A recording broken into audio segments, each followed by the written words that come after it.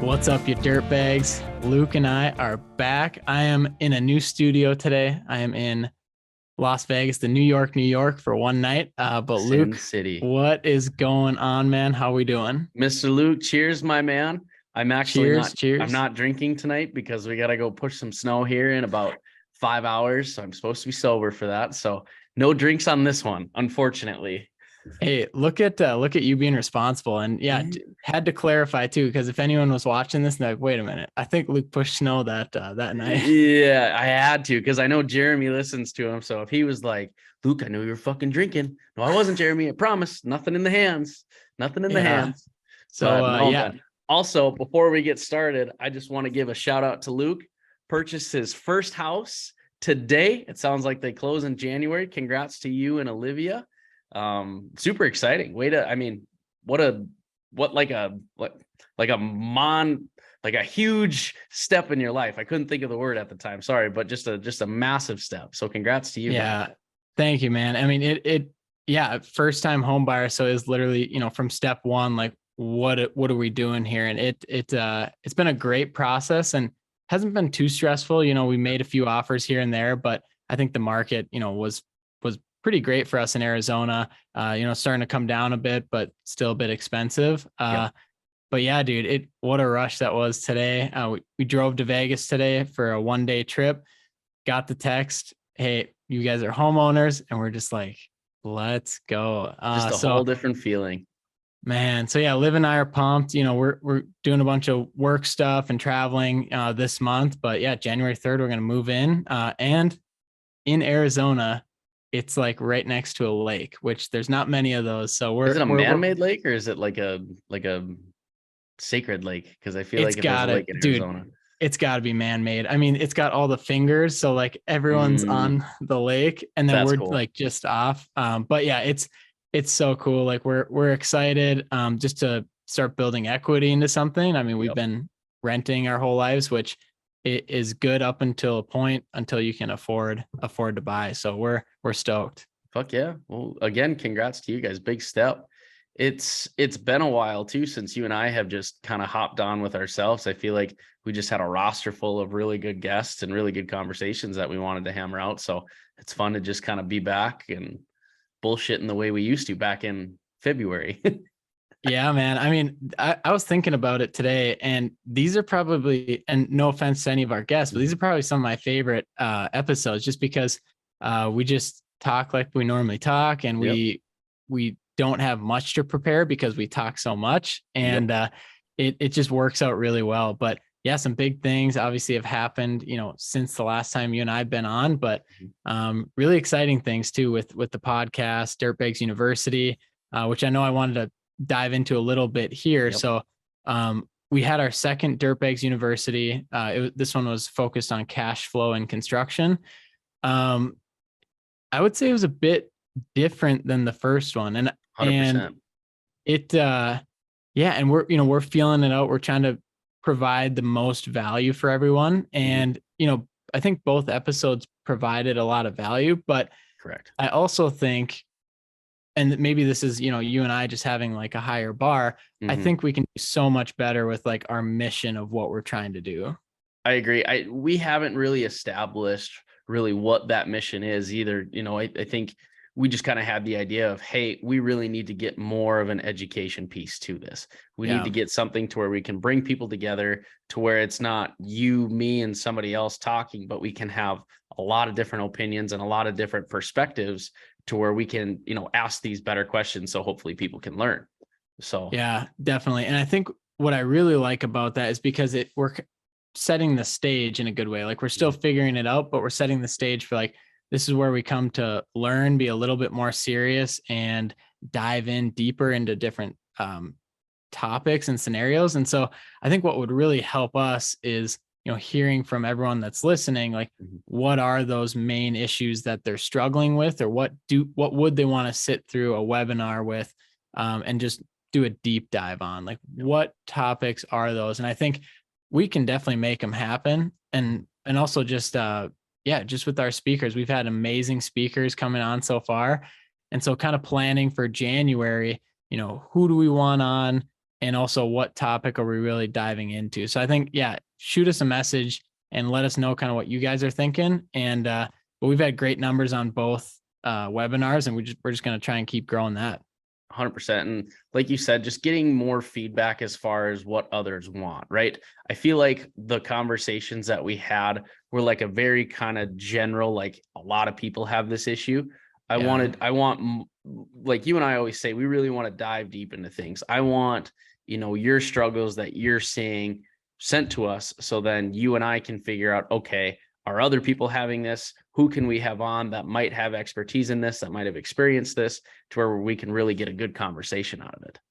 Yeah, definitely. I think to be honest, I think that's probably what we're best at, is like sourcing everything. Where if we're sourcing the resource for insurance, or sourcing the talent to speak as a guest speaker on a certain topic, like I think that's where you and I fit best. What we're kind of needing help with is, yeah, what are those pain points right now? Correct. Like you and I have our own, and I feel like we have a really good pulse on the market, but there's no better way to find out than just asking everyone that's listening right now, what are you going through? Like, what is that biggest pain point for you? Send it over to us, because it could add a lot of value your way, not coming from you and I necessarily, but we can bring somebody in to help answer those questions and walk through those issues. 100%. And if one person is having an issue, there's more than likely other people having it as well, right? I know where my issues lie, and we talk about them all the time and try to figure things out. But if, I don't know if other people are too, to where maybe if you have a different version of it, or, something very similar, then that's when we can really kind of find that person to, get some advice from in the simplest form, basically, and just start a good and easy conversation on what they did to combat it. Yeah. And I love that with our, I would say our partnership, what's so great about it is we have different perspectives as well. And so we can, whenever we come together, we can bring those. But then, yeah, bringing in these other perspectives is huge. But I think it's allowed us to have our head up above water and see, like, okay, what is going on? Where do we want to take the Dirtbags podcast and Dirtbags University in 2023? Like, let's set some goals. Like, we've got big things coming, but we want to do bigger things, and we don't want to be complacent. We've got too great of an opportunity at our fingertips here. Just with everyone listening, everyone giving their feedback, everyone buying into like what we're doing. I would hate to let something like this go. So I think just really hitting the books and getting after it in 2023. I know you and I are going to plan our strategy call here, and I'm sure we'll have one or two on that one. Oh yeah, I'm definitely going to have 3 or 4 on that one. But one thing that I wanted to note out is connections. I was stalking your LinkedIn the other day, and you have over 4,000 connections on LinkedIn. Really? I think I'm at like 700. So my goal for 2023 is to surpass you on your connections. Hell yeah. I don't even know if I've ever looked at that. Yeah, I don't know how I saw that, but I was like, holy shit, he's got that many connections. Let's go. That's awesome. It's cool. But yeah, I think I'm going to beat you in that number. Man, I think just like for myself, I think I lowered the bar for myself probably 2 or 3 years ago. I said, I'm just going to post what I'm feeling. I'm going to connect with people that I see are in the same industry or that I would vibe with. And I'm just going to roll with it. I'm not going to dive too deep into analytics. I'm not going to get stressed out about posting 4.5 times a week or whatever. It's like, just do your thing. And it has been a game changer, man. And just like, keep laying a perfect brick every single day, and like, just keep after it. But also just be yourself. Like, obviously I see you on LinkedIn, and you're just calling it like it is. You're not being somebody else. You're not trying to perfect a social media strategy. You're just reaching out to people. You're giving some energy, giving the attitude in there, and just like showing like what you know too, because I think people find value in that. And I think there's a lot of listeners on LinkedIn and not a lot of content producers. So it's pretty easy, like for anyone in 2023 that wants to set a goal, like start doing some of this stuff, and just don't think too hard about it. Just be yourself. I mean, as soon as you start getting into, just like I call it fake, right? To where you're typing so how you would not be talking to somebody, and people can pick that up, and it's just like, this is bullshit. This isn't you no, yuck. I mean, granted, I understand like there's a corporate side of it to things, but be professional, but be yourself as well. Yeah, we're also dirtbags, so it's like, Yeah, true. I mean, true. Every time I brought a couple checks to obviously deposit into our account, and every time I go there, it's a new like window teller, and I'm like, "Hi, can I deposit this into the Dirtbags account?" And they always look at me like, "What the hell?" And I'm like, "Yeah, it's yeah, Dirtbags Media Group." And they just give me this weird look, and they're like, "That's not a thing." And I'm like, "There you go. There it is. Deposit it, please." yeah. I can't wait till we start making some real coin, and we're just Yes. like, Dirtbags Media Group, please. Just set it on the table. The best part about them, they're like $20 checks that are going in. Yeah, there. Like, right. Like, all right, kids. Yeah, stay in school. Stay in school. Oh, that's funny. Another topic that I feel like we've had kind of a lot of questions and just like statements, I'll call them, on like, we'll call it separation season. Obviously, kind of the transition period from fall to winter. There's a huge time to where some people don't work at all. Some people are doing snow removal. They're busy doing that, but it's so seasonally based. We could talk on that a little. Another part of that is just like the separation season for a new year, right? I feel like a lot of people kind of miss this opportunity to take this time to start meeting people, to start reaching out to people. Most construction projects, if you're in the excavation world, are done. There's a lot of companies that just stop come, we'll call it Thanksgiving, and they're done. And a lot of the times those GCs are back in the office, they're recollecting a little bit, because they don't have so much going on anymore. It's more the buildup, right? But now is the time to just start stopping into their office, right? They're going to be more present there than they would be out in the field. They don't want to be out in the field. It's fucking cold out in the field. Yeah. So they're going to be home base, and they're doing meetings via Zoom now and everything. So that is the time to start stopping by, drop off business cards. I can't tell you how many, I probably look like I'm fucking dead right now, but how many bids that Cole and I have to like meet for deadlines. And we're both just like, we don't know when we're going to have time to do all these. I mean, there's literally probably 25 of them that are due in December. And I'm like, we got to pick and choose which ones we want. But that's because I feel like I put a lot of time in last year, and I started giving business cards and, just shaking hands with people and telling who we are, what we do, and that type of thing. And again, this was a year ago. I had no idea where we were going to be at that time, but I was just throwing darts at a wall and seeing if they'd stick. Yeah, man. And this is one of my favorite things, is this whole separation season topic, because it's so true, and it couldn't be more true in construction, especially. I mean, a lot of times companies, they take their foot off the gas. This is an opportunity not to like burn yourself out, but like you said, go walk into their office, like do something different than the chaotic rat wheel of the summertime. Where go into their office, go talk to their secretary, go send them something. Go check out, what they've got going on, go get a tour of their place, different things like that can really help separate yourself apart. And with my business, we do digital marketing. It's amazing, because we're starting to see these construction companies like, oh, I see, like wintertime, yes, we're slower, we have less cash flow, but wintertime, we have more time to plan for the next year. And so from last year, last year we got a lot of that of, oh, it's our slow season, we can't do marketing right now. No. Total change this year. It's we had a record month in November here. And we just quadrupled everything. And it's because people are seeing like, oh, I see, like if I start this stuff now, a website takes 6 weeks to build. It takes, 4 to 6 months to start ranking and with some terms. That puts us at next summer. Then we're really running. So correct. And also just like with your time too, you have time to strategize, you have time to sit down. So don't necessarily, just take this time off, but, use it to step on the gas a little bit more and like, okay, let's separate ourselves from our competition, other contractors, and just like the previous year. I mean, we can talk about that. Like if you weren't happy with the year, separate yourself from that and go get it in 2023. This is a great time for people that are slower to really kind of dive into their numbers.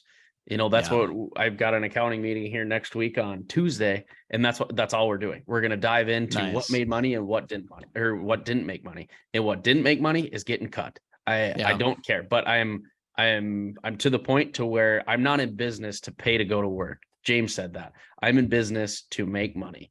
And Yeah. I'm going to cut the things that don't make money out. Whether it's guys, whether it's machines, whatever it is, I'm cutting it out. Obviously that sounds really harsh, and I'm not just going to go in with something and say, you're fired, you're fired, you're fired. I wouldn't do that, but I'm going to really kind of dive into that. And then on that point too, that'll really help me figure out better numbers too. I feel like we were at a high on a lot of our prices this year, as far as like fuel, as far as just a lot of variables that were very high because of supply chains, to now where I'll be able to kind of condense all of that and be more prepared here for springtime to say, okay, here's what I want to make for our margins. Here's what we need to make to be profitable. And just kind of take a step back. And like you said, look from that 12-foot or however high up, just around, and just see kind of what's going on. Yeah. And what we do is when you strategize and you sit down with a business owner, don't make it more complicated. Most of the time when you look at your numbers, you're looking at your services. Some people want to go the more complicated route. Okay, we need to adjust this. We need to add this and do this. Many times, like if you simplify it, you focus down and you cut some of the fat off, and then you go vertical in there. I mean, that's how you're going to succeed, and also like run a more profitable business. I think that's the goal. I mean, more profit, the better. It really doesn't end up mattering like how much revenue you're doing if you're not profiting anything at the end of the day. Correct. You could be doing $2 million, but you spend $2.5 million, right? Right. It's a saying as old as time, but Yeah. no, it's really just how I see it. Obviously, like we do snow in the winters, and it's hit or miss depending on how much we get, and each year is different, but it's never, I feel like you never really have a slow season, how you look at it. The winter season is for your, work 6 months down the road, is how I see it. Send a home builder a gift card to lunch, write a note to them and say, lunch on the Black Iron team, hope to work with you at some point. I guarantee you a lot of those people in that office are going to remember that and say, God, they just sent us a $200 gift card. I guarantee you, if you work with them one time, you're going to make that back pretty fast. Yeah. Just an instance like that. I don't know. I'm not a huge fan of like sending donuts. I feel like that's very cliche, and everybody's a lot more health conscious now, and they don't like donuts. But maybe I'll take them. Send them to Phaser Marketing, and we'll take them. Maybe that's just personal opinion, but I think I ate when we did concrete back in like 2016. No, this was 2014. Every time, whenever somebody was late, they had to buy the whole crew donuts. And this is when we were pouring concrete for a big FedEx building, and I had donuts like every day for like 2 months. And I swear to God, people are just late all the time. Or yeah. what? Oh yeah. They just didn't care. They're like, I'm going to be 30 minutes late. I got to get 2 boxes of Sandy's donuts. And I thought it was the best thing the first month. And then month 2, I'm like, these really aren't that great. And then month 3, I'm like, I feel like ass just by eating them. Kind of a short snippet, but no more donuts for this guy. So I'm going to take that. Obviously you were an employee back then, and jump back to our separation season. So I think that brings up almost an interesting point that I want to touch on, but we talk a lot about business owners. We work with a lot of business owners here. It's mostly owners, but we have a lot of employees and other, people in blue collar industries that listen. So I feel like it's across the board at separation season, where as an employee, you can separate yourself as well, because as we all know, like, especially for northern states, there are layoffs that happen, or I should say, it just happens. Yeah, no, they're layoffs. They're layoffs. They collect unemployment through the winters. 100% they are. That is a huge time for anybody that is looking to really kind of excel their career, right? Obviously, when it gets to these later months, you get tired. The conditions are less than ideal. The work gets a little bit harder, and you're probably asked more, right? Because these contractors are trying to get things done, right? And things are just taking more time. But now as an employee, this is when people need to realize and take a step back and say, if I really step up here, or if I take the initiative to show that I'm here to help and I want to try to get this done, or, help however I can, I feel like whoever is in charge, whether it's a project manager, whether it's the owner, whether it's, whoever else, they're probably going to notice that. And then that's only going to help excel your career. If you just take the initiative, whether it's you wake up and you don't know what the plan is, text them, or, get on the phone and say, hey, what's the plan today? If you don't have a plan, is there anything that I can help with? Even if there's not, they're gonna see that initiative that you took and be like, damn, okay, that is important to us. That is the mentality of growth. That is the mentality of they want to help. And I feel like that is what is going to separate a lot of employees, during this time, to where if they do want to get into like a management position, or if they do want to, step up from a pipe layer to an operator, or whatever the case may be, that is what's going to get you to that next level. Yeah, I think it's interesting too, because I look at it in a way of, instead of adding things to your boss or whoever you want to call it, instead of adding things to their plate and making them more stressed, how can you take something off? And, call me crazy, but it can be as simple as like coming in with like a good attitude, and like not just, whatever it is. But so even just start there, like have a good attitude, like maybe bring somebody else up, and who knows, they might see that. But then, go in the extra mile too. Typically business owners and everyone involved has things going on. They're busy, they're stressed. Ask them, like, how can I jump in and take maybe something else off your plate? How can I help out on the business side of things? Is there anything I can do to, whatever it is in this example? But I mean, it's a great time to do it because you're also not probably as busy as the summer, but I think it's a good time to really separate yourself as an employee. It is. And then just problem solve too. Don't just throw in the towel whenever something comes up, whether it's, something gets hard, or there's a struggle, or, something comes up that nobody anticipated for. Don't just quit, right? That'll get you nowhere. But if you kind of take a step back and say, okay, what do we need to do? Who do I need to talk to? What do we need to try to line up to fix this problem? That's going to go a long ways too. Yeah, 100%. I think, I mean, I could just talk all day about this, this season, this separation season. It just gets me juiced because I love seeing people take ownership of that and just like blast through it, because they've got big goals for the next year. So, that brings into another good topic. Every person has goals, right? Yeah. But those goals will never be handed to you. To a lot of people think, well, I worked really hard from this time frame to this time frame. You owe me because I showed up. No, you did your job. We don't owe you anything for that. If you really want to excel and you want to achieve your own personal goals, this is the time to start paving that way. So it just made me think of this. Right before this interview, we were walking the strip and we had Smash Burger. Yep. So I was starving. So I walked in and Blake and I ordered some food, and, so I got the cheeseburger, the fries, and the shake, of course. And then, and you just order at the desk and then they give you your food. Yep. And she's like, okay, put your card in. There'll be a question for you. And it's like, what do you want to tip? I was like, shit, like, oh damn, they got me. It's the classic thing of like, do you tip if you're just ordering at a restaurant with no service? Yep. I did tip. I was like, yeah, sure. Like, she was nice. Yep. Best food ever. So I think just like, man, that it was so good. So I tipped, and maybe I shouldn't have, but the food is damn good. That's a great story. And I think that can be like related to not knowing the outcome of things, but you did something, and trying to figure out how to bring that back into the I don't really know how to relate it. I'm trying my best here, but I get what you're saying, right? You tipped. Way to go, Luke. Awesome. Yeah. Actually, Smash Burger is just a sponsor of the episode, so that's really all it was. Yep. Yeah. Those are the $20 checks that we cash every once a year. Yeah, so I had to drop that in. But in other news, I see the Taylor White beef is back. So the Taylor White and Black Iron, saw a little Instagram story the other day.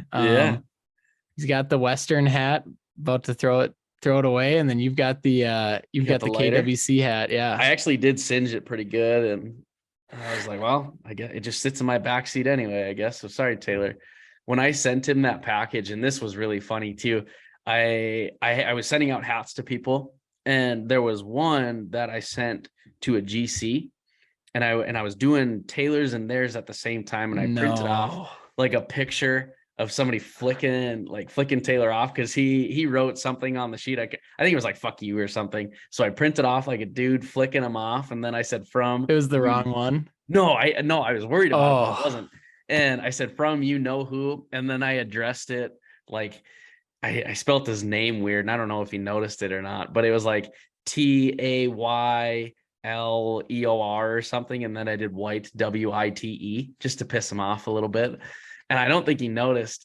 But then we bid this pretty big project here, and I sent that GC hats, and I was actually talking to Cole about this today, and I was like, we haven't heard from this GC yet. And he's like, yeah, I don't know. That's kind of weird. It's been like 2 weeks or something. And I'm like, oh no. And he's like, what? And I was like, remember how I sent them hats? And he's like, yeah. And I said, I was doing Taylor's at the same time, and I printed off a big fuck you. And I'm like, I'm 95% sure I did not put that in theirs, but there's a 5% that's making me question. And so I called him today, or this wasn't today, this was like 2 days ago. And I called him and I said, hey, Luke with Western, just checking in. Just wanted to make sure you guys got everything okay. If you had any questions on the bid. And Shane is his name. He goes, oh, hey, yeah, no, we're just waiting to hear. But hey, we got some hats. And I was like, oh yeah.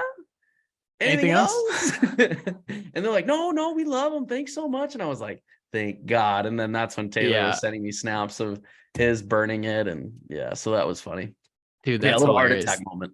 The beef continues on. It's the beef continues, and we'll see what happens. Taylor's got a really good following, and I love it because we'll like Snapchat each other and die hard, flick me off. Die hard. But he's got some fans that are like I'll post something, and you know how he always has videos with like the lights on, and I'll do hashtag are the lights on? Yep, lights are on, or something like that. And there's some smart ass kid who's like, Taylor White is the greatest guy ever. He's fucking God. You are nothing. And I'm just like, dude, chill out. Like, this is funny. And like, he's got, just diehard fans. And I'm in it just for the comments. I don't even care what Taylor thinks. That's respect though. I mean, to have just an entourage, just like backing you up, building the wall around you. I mean, I love it. I love the beef. I'm here for it. And we might see some fisticuffs at good old Con Expo in March here. That we would. One thing, I don't want to interrupt our conversation, but I know, and maybe I'm kind of a douchebag for saying this, but there's some of the comments where I get into it a little bit with people. And there was one guy who commented on one of our photos or our videos. It was this one with Andy when he was digging that. And that's where the dollar store Ken White showed up. Is this kid commented, and he goes, such a dollar store Ken White, can't believe it. And I was like, who the fuck is this kid? So I clicked on his profile, and he's got a Mustang skid in his profile. And if anything knows anything about Mustangs, those are the fucking dollar store versions of equipment. So I clapped back at him and I said, says the guy with a fucking Mustang. And he didn't say anything after that. But I was like, geez, maybe I need to take them less personal, but I love it for the comments. Yeah, dude. No, if you didn't take them personal, it wouldn't be as enjoyable. So, keep it up, man. I love to see it push your buttons. I shouldn't say I take it personal. I just, like I get fired up about the comments about how I can say something to where they can't say anything back, which is basically taking it personal. But yeah, absolutely. So you guys are you guys getting pounded with snow up north right now, or how is that coming down right now? Yeah, it's the snow and the cold. We're still digging. We got about like a foot of frost in Fargo, and then I know out west they're right around the same. But it feels like it's just constant snow right now, to where whether it's 2 inches, an inch, we got a half an inch. Today I think we got 4 inches. This next week we're supposed to get a stent of like 15. So and everybody gets tired. So it's just trying to navigate that, and obviously thankful for the Glacier guys, but fuck it. Yeah. Usually it's a slower start to the season, but I'm thankful it's not, again, I'm very thankful it's not, because it's fun to have that work, but it can be stressful at times. Yeah. So I was going to ask you that.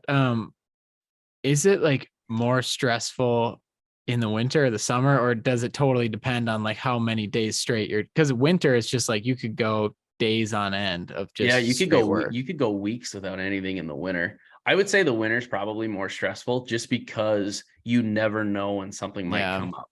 Like there could be a 10% chance of snow, and that's at like 9 p.m., but 4 a.m. rolls around, you got 3 inches on the ground, and you have somebody calling you, get up, get your ass out, you got to go clear these Yeah. businesses. Then you got to call your guys, and you're like, okay, well, who's not going to answer on this one? So Yeah. I would say the winter is more Jeez. stressful because the summer's a little bit more controllable. You can work through rain, you can work through wind. I don't know. Snow sucks. Yeah. With those bigger lots, do they pay per plow or per snowfall, or how does that typically work on the commercial end of things? So the way that Glacier rolls, and speaking of Glacier, we should have Jeremy on the podcast. He would be fun to talk to.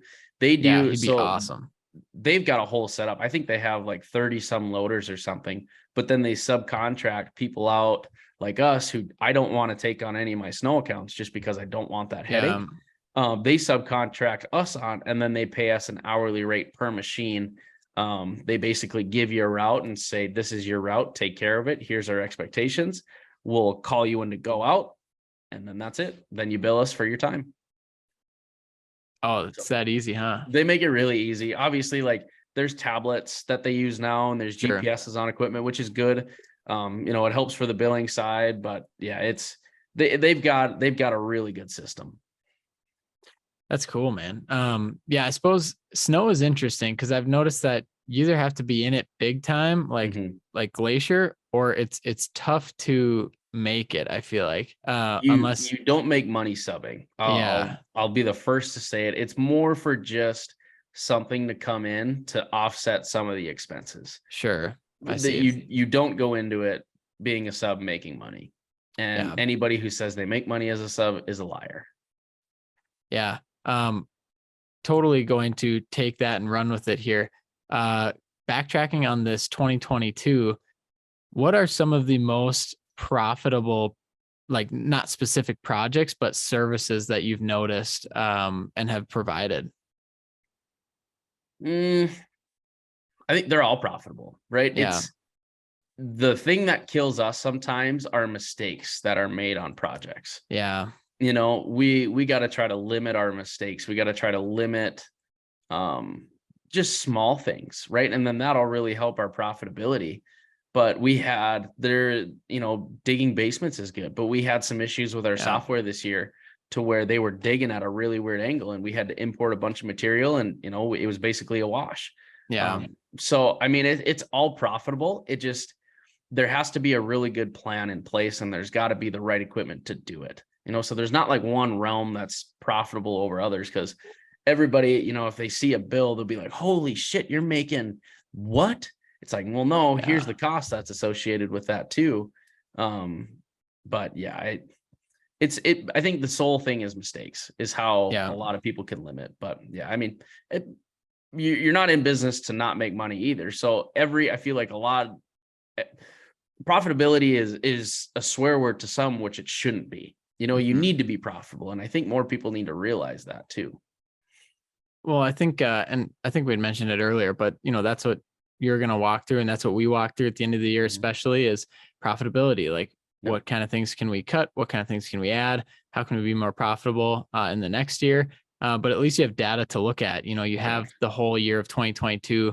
You've seen growth with your businesses. So that's good. And so now it's like, okay, because you also need that top line revenue growth. Correct. And then you can kind of start shaping it and saying, okay, how can we make this top line growth even more profitable in this next year? But I mean, it's never going to be perfect for anyone any year, but just like that continuous improvement on both ends can really help out. 100%. I do think as far as like work scope goes, I think we're going to cut out completely B2C interactions. I only want B2B. I'm only going to work for general contractors, things like that. I'm just done working for the consumer, because that's where we've seen a lot of people not pay, is when we start doing that stuff, or it's just a price shop. They'll get a bid, they waste your time, and then they're like, oh, well, we're going to go with this guy. And then it's just a vicious cycle to whoever can do it cheapest. And half the time when they go with the cheapest bidder, they come back to us and they're like, hey, this person really messed up. We need you to come fix it. And I'm like, no, I'm not going to come fix it. I'm sorry, because the estimate that I gave you isn't valid anymore. I have to now fix that person's problem, and it's going to be a lot more. And you're just the bad guy in that case. So I think that's something that we're probably going to eliminate. Yeah. And it's great because you can do that, when you're in this position of like, okay, who do we want to work with this next year? Which projects, which services do we really want to hone in on for this type of client? And B2B, I mean, that's definitely my favorite. Seems like there's less, in my opinion, less unknown. Correct. Where things are just popping off. They're shopping much more, where if you can get a few of those solid relationships where they're just like feeding you the work in a funnel, everyone kind of wins in that scenario. And especially if you guys start clicking on all cylinders, like with these partners, then it's just like, over time, and you just develop such a good system. Yeah. And not just over the 1 year, but multiple years and, decades into the future. Correct. We're seeing that with a lot of general contractors right now too. They're tired of who they're working with, because I feel like they've just become complacent.